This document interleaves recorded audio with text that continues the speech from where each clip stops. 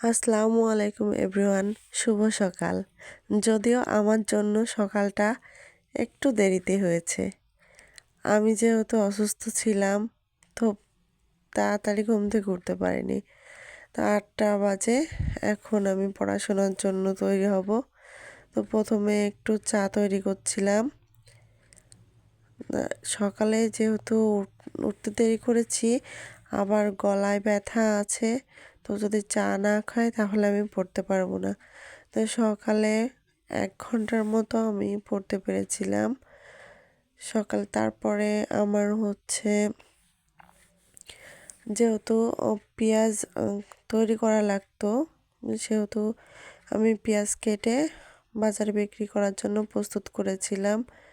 তারপরে বাচ্চাদের গোসল, নামাজ, খাওয়া দাওয়া, বিভিন্ন কাজে আমি ব্যস্ত থাকায় আর পড়াশোনা করতে পারিনি। তারপরে আবার ২টার দিক থেকে আবার পড়াশোনা শুরু করি এবং ২টার থেকে প্রায় অনেকক্ষণে পড়াশোনা করেছিলাম। তারপর বিকালের দিকে একটু উঠে তারপরে আবার ফ্রেশ ট্রেশ হয়ে আবার পড়তে বসেছিলাম।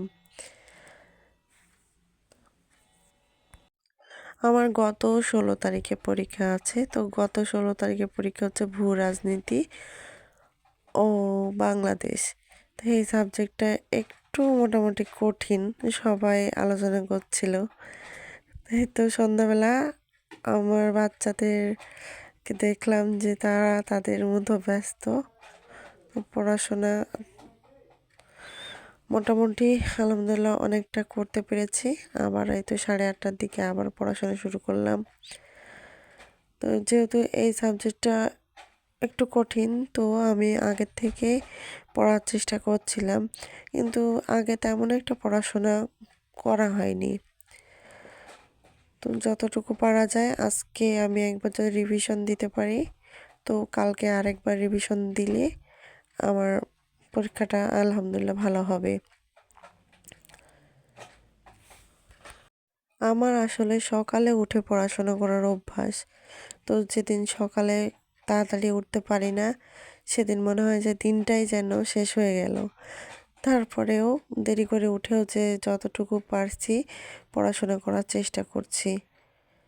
তো যদি দেরি করে উঠেছি বলে যদি পড়াশোনা সারাদিনের জন্য রেখে দিই, তো সেদিন আর পড়াশোনাই হবে না। তো যতটুকু পারি ততটুকুই পড়ি, সেইভাবে পড়াশোনা করেছি। এই সাবজেক্টে তেমন একটা কমন পাওয়া যায় না, সেটা নিয়ে একটু চিন্তায় আছি যে যদি কমন না আসে তাহলে কি লিখব, বানায় আর কতটুকুই লেখা যায়। যদি কিছু পড়া থাকে তাও সেই অনুযায়ী কিছু লিখে আসা যায়, কিন্তু যদি কিছুই না পড়া থাকে তাহলে তো কিছুই লেখা যায় না।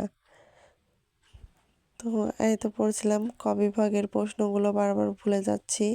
তো ক বিভাগের প্রশ্নগুলো লিখছিলাম, যে যেগুলো পূর্ণরূপ আছে আর কি, সেই পূর্ণরূপগুলো অনেক সময় বানানো ভুল হয়ে যায়। তো সেগুলোই লিখে লিখে প্র্যাকটিস করছিলাম। এই তো আমার আলহামদুলিল্লাহ ৬ ঘন্টা কমপ্লিট হয়ে গেছে। আর এখন 10টা বাজতে 15 মিনিট বাকি আছে। আজকের মতো এ পর্যন্ত।